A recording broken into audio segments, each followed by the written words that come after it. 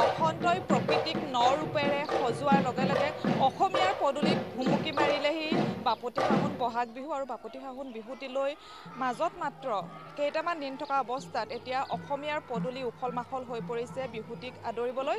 আৰু মই বৰ্তমান উপস্থিত আছোঁ আমগুৰি এখন বিহুৰ কৰ্মশালাত, যিখন কৰ্মশালাত নতুন প্ৰজন্মক আচলতে অসমীয়া যি চিনাকি, যি সংস্কৃতি, যি পৰম্পৰা, সেই পৰম্পৰাৰ সৈতে চিনাকি কৰি দিবলৈ প্ৰয়াস কৰা হয়।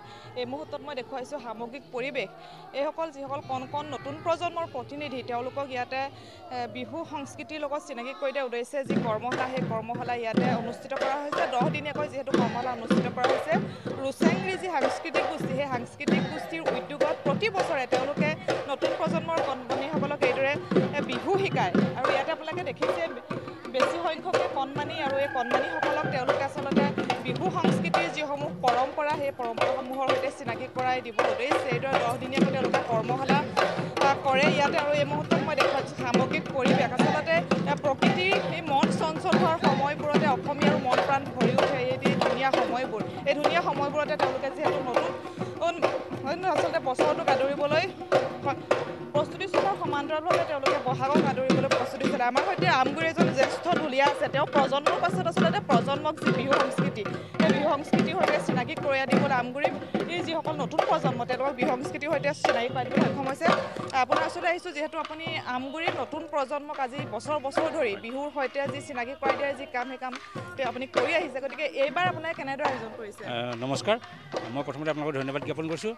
ৰুচেংৰি সাংস্কৃতিক গোষ্ঠী আৰু বিহু কৃষ্টি পৰিষদ অসম শিৱসাগৰ জিলা সমিতিৰ সহযোগত আমি 10 দিনীয়া কাৰ্যসূচীৰে এই বিহু কৰ্মশালা আমি আয়োজন কৰিছোঁ। এই বিহু কৰ্মশালা আয়োজন কৰাৰ উদ্দেশ্য আমাৰ এটাই, আমাৰ উঠি অহা প্ৰজন্মক আমি আমাৰ লোক সংস্কৃতি, ঘাইকৈ বিহুক আমি তেওঁলোকক শুদ্ধভাৱে পৰিচয় কৰি দিয়া, আৰু তেখেতসকলক আমি আমাৰ বিহু নাচৰ ভংগীমা, ঢোলৰ চেও চাপৰ, এই সকলোখিনি আমি শুদ্ধভাৱে তেওঁলোকক শিকাই আমি একোজন ভাল বিহুৱতী আৰু একোজন ভাল বিহুৱা ঢুলীয়া সৃষ্টি কৰাৰ আমি মানস কৰিছোঁ। যে আমাৰ যি লোক সংস্কৃতি, লোকৰ কৃষ্টি, এই লোক কৃষ্টি আৰু সংস্কৃতিক তেওঁলোকক আমি যাতে আকৰ্ষণ কৰি তেওঁলোকক যাতে আমি শুদ্ধ চিন্তা ভাৱনাৰে তেওঁলোকক আমি যাতে তেওঁলোকক কিবা এটা আমি পথ দি যাব পাৰোঁ, তাৰ আমি প্ৰয়াস কৰি আছোঁ। এই মুহূৰ্তত যিহেতু আপুনি এগৰাকী পুৰণি ঢুলীয়া আছিলে, গতিকে এই মুহূৰ্তত প্ৰাগ নিউজৰ দৰ্শকৰভাৱে এফাকি বিহুগীত পুৰণি বিহুগীত নহয় জানো? মোৰ সোণকণ বাখৰ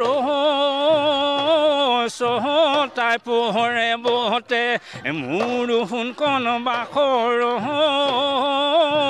ধুঁৱলি কুঁৱলি, মোৰ সোণকণ বাখৰ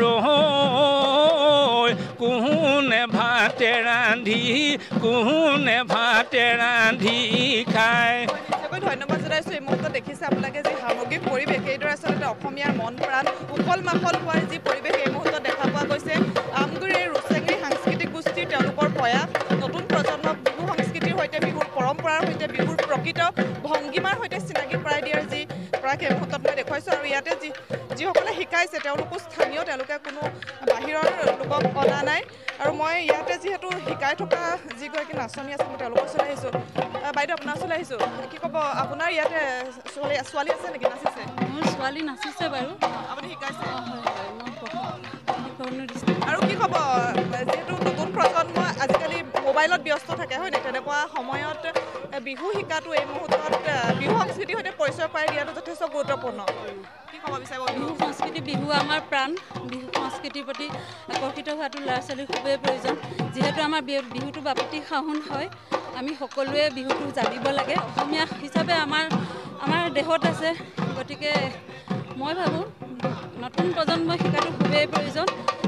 এই পদক্ষেপ খুবেই গুৰুত্বপূৰ্ণ বুলি মই ভাবি আছোঁ।